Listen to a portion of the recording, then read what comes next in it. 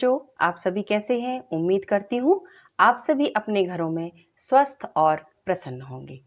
आज हम पढ़ने जा रहे हैं आपकी व्याकरण बुक वर्तिका का पाठ 2, जिसका नाम है वर्ण और शब्द। इसके पहले हमने भाषा, लिपि और व्याकरण के बारे में जाना था।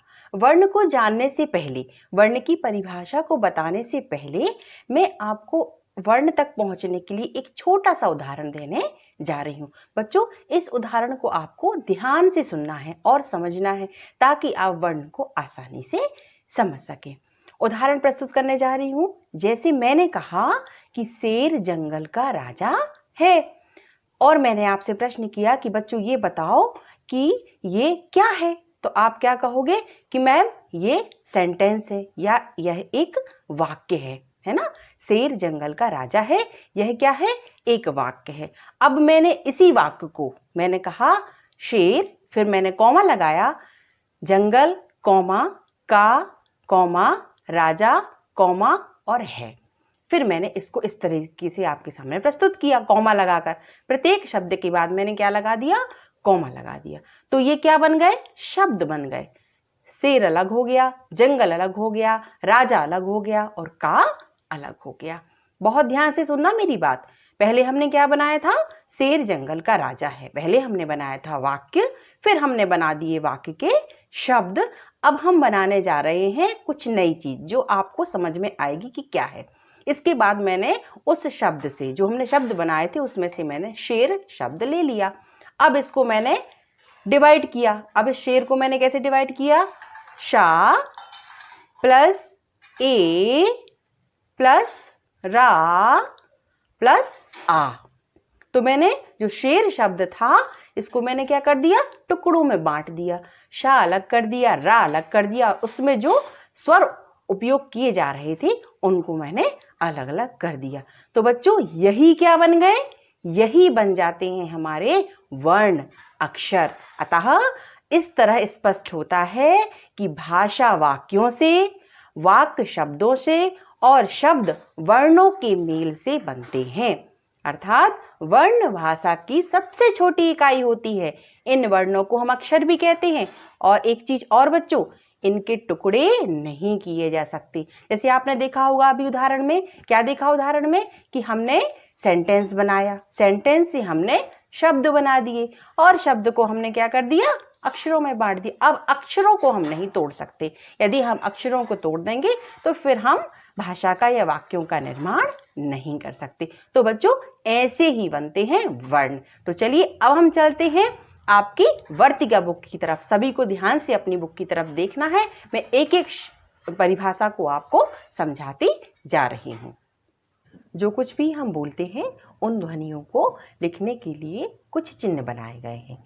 इन चिन्हों को ही वर्ण कहा जाता है। वर्ण के जो वर्ण होते हैं उनके टुकड़े नहीं हो सकते हैं, इसलिए इन्हें हम अक्षर भी कहते हैं। अब हम जान लेते हैं वर्ण की डेफिनेशन, वर्ण की परिभाषा।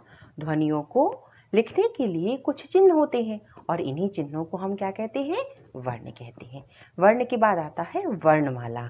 किसी भाषा के सभी वर्णों के समूह को हम क्या कहते हैं? वर्णमाला कहते हैं। अब आता है वर्ण के भेद। तो वर्ण के दो भेद होते हैं या दो प्रकार होते हैं। एक होता है स्वर और दूसरा होता है व्यंजन। स्वर क्या है? जिन वर्णों को बोलते समय किसी अन्य वर्ण का सहारा ना लेना पड़े उन्हें हम क्या कहते हैं? स्वर कहते हैं। और हिंदी में वर्णों की संख्या कितनी होती है? स्वरों की संख्या कितनी होती है? 11 होती है। कौन कौन से होते हैं?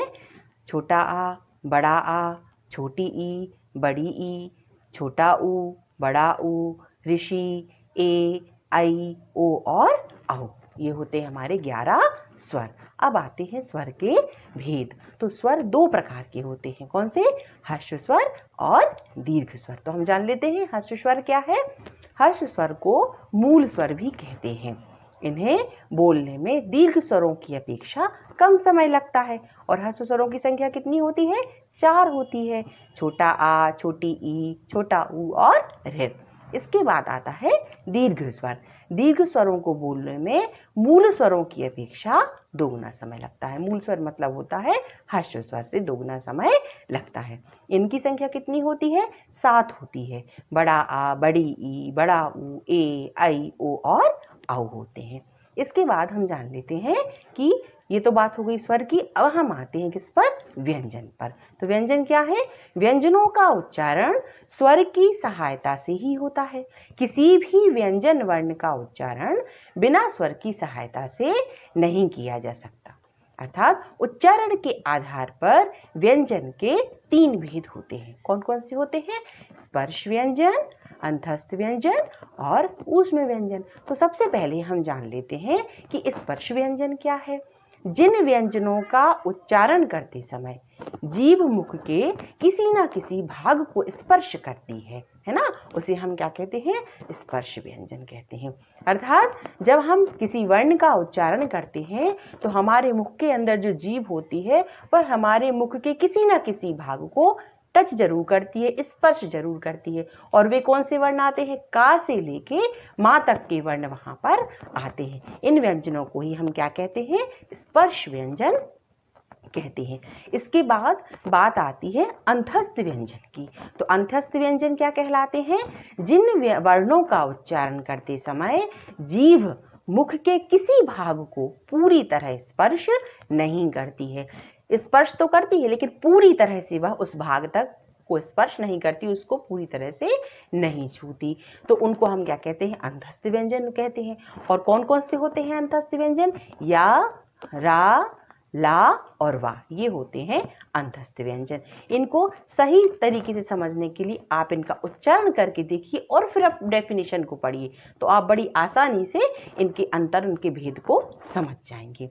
इसके बाद बात आती है ऊष्म व्यंजन की। तो क्या है ऊष्म व्यंजन? जिन व्यंजनों के उच्चारण में मुख से गर्म श्वास निकले ना, यहाँ हमारे मुंह से गर्म हवा निकले या गर्म हवा वहां पर मुंह के अंदर बने, तो वो कौन सा व्यंजन होता है? ऊष्म व्यंजन होता है। और इसमें कौन कौन से व्यंजन आते हैं? शा, शा, सा और हा, ये होते हैं ऊष्म व्यंजन। अब ये हो गई व्यंजन की बात, है ना, उनके प्रकारों की बात।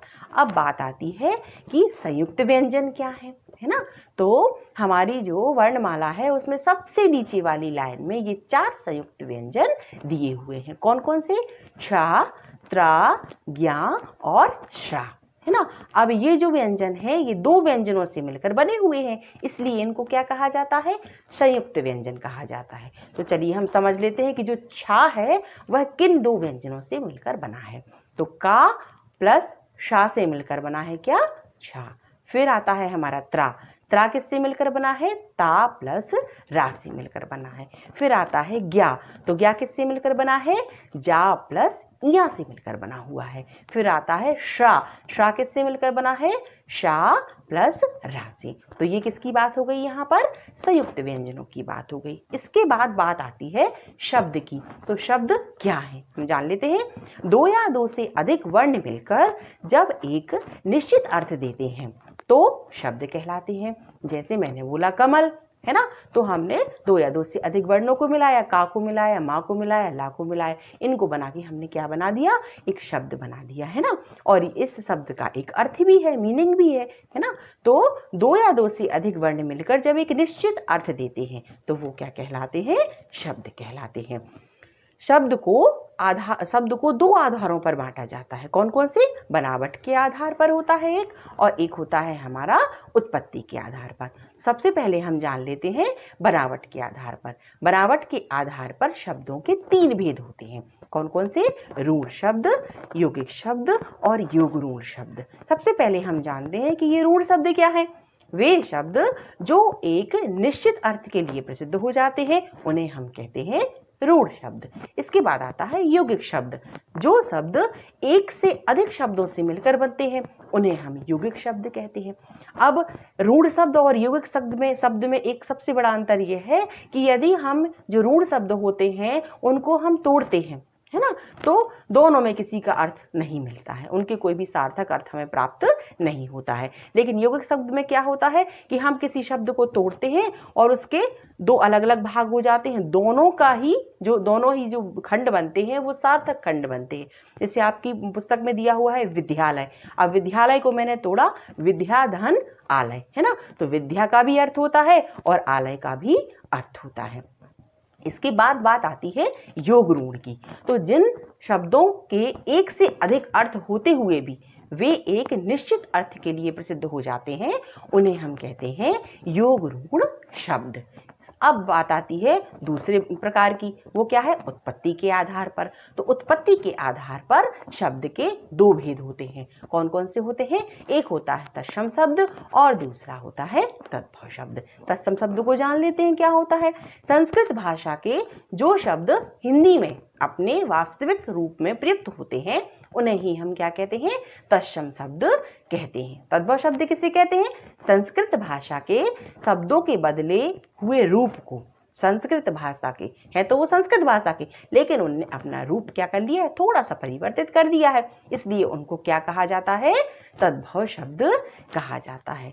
अब बात आती है हमारी वाक्य की, कि अब वाक्य क्या है, तो दो या दो से अधिक सार्थक शब्दों के समूह को हम क्या कहते हैं, वाक्य कहते हैं। लेकिन इसमें भी अर्थ का स्पष्ट होना, इसमें भी जब हमारा वाक्य बनता है तो इसका मीनिंग निकलना जरूरी होता है ना। अब इसके बाद आ जाते हैं हम वाक्य के अंग पर। तो वाक्य के दो अंग होते हैं, कौन कौन से? एक होता है हमारा उद्देश्य और दूसरा होता है विधेय। तो सबसे पहले जान लेते हैं कि उद्देश्य किसे कहते हैं, है ना। उद्देश्य वाक्य में जिसके संबंध में कुछ कहा जाता है उसे हम क्या कहते हैं, उद्देश्य कहते हैं। और विधेय क्या है? उद्देश्य के संबंध में जो कुछ कहा जाता है वो विधेय कहलाता है। जैसे मिस रोली आपको पढ़ा रही है, तो पढ़ाने का काम कौन कर रही है? मिस रोली, है ना। तो मैं कौन हो गई? उद्देश्य हो गई। और आप सभी क्या है? पढ़ रहे हैं। पढ़ा और काम कौन सा हो रहा है? पढ़ाने का। तो पढ़ा रही है क्या हो जाएगा हमारा? विधेय हो जाएगा। समझ में आया सभी को? इसके बाद आते हैं वाक्य के भेद। तो मुख्य रूप से वाक्य के तीन भेद होते हैं। पहला होता है हमारा साधारण वाक्य, दूसरा होता है प्रश्नवाचक वाक्य और तीसरा होता है निषेधात्मक वाक्य। तो साधारण वाक्य क्या है बच्चों? ऐसे वाक्य जिनमें कोई भी बात कही जाए, वो कैसे बड़े ही सरल और सहज ढंग से कही जाए, वही होता है साधारण वाक्य। या हम ऐसे भी समझ सकते हैं कि इसमें एक ही कर्ता होता है और एक ही क्रिया होती है ना। जैसे सीता खेल रही है, राम सो रहा है, मैं खा रही हूँ। साधारण से जो वाक्य होते हैं वही क्या होते हैं? साधारण वाक्य कहते हैं। अब आता है प्रश्नवाचक वाक्य। प्रश्नवाचक वाक्य अपने नाम से ही हमें परिचित करा रहा है कि इसमें या तो प्रश्न किया जाता है ना, या हम प्रश्न कर सकते हैं या हमसे पूछा जा सकता है। दोनों ही स्थिति में प्रश्नवाचक वाक्य आता है। ठीक है। निषेधात्मक वाक्य की बात आती है, तो जिन वाक्यों में किसी कार्य के ना होने का ज्ञान हो उसे हम क्या कहते हैं? निषेधात्मक वाक्य कहते हैं। मुझसे अब खाना नहीं खाया जा रहा है, ये कौन सी वाक्य हो गया? निषेधात्मक वाक्य हो गया। तो बच्चों, इस पाठ में आज हमने क्या क्या पढ़ा, चलो एक बार और दोहराते हैं। भाषा की वह सबसे छोटी इकाई जिसके टुकड़े नहीं किए जा सकते उसे हम वर्ण कहते हैं। वर्ण के दो भेद होते हैं, स्वर तथा व्यंजन। व्यंजनों के साथ लगाए जाने वाले स्वरों के चिन्ह क्या कहलाते हैं? मात्रा कहलाते हैं। वर्णों के एक निश्चित क्रम में बंधे समूह को हम क्या कहते हैं? वर्णमाला कहते हैं। वाक्य के अंग होते हैं कितने? दो होते हैं, उद्देश्य और विधेय। वर्णों के सार्थक समूह को हम क्या कहते हैं? शब्द कहते हैं। अगले वीडियो में एक नए पाठ के साथ आपसे फिर मिलेंगे। घर में रहें, सुरक्षित रहें। धन्यवाद।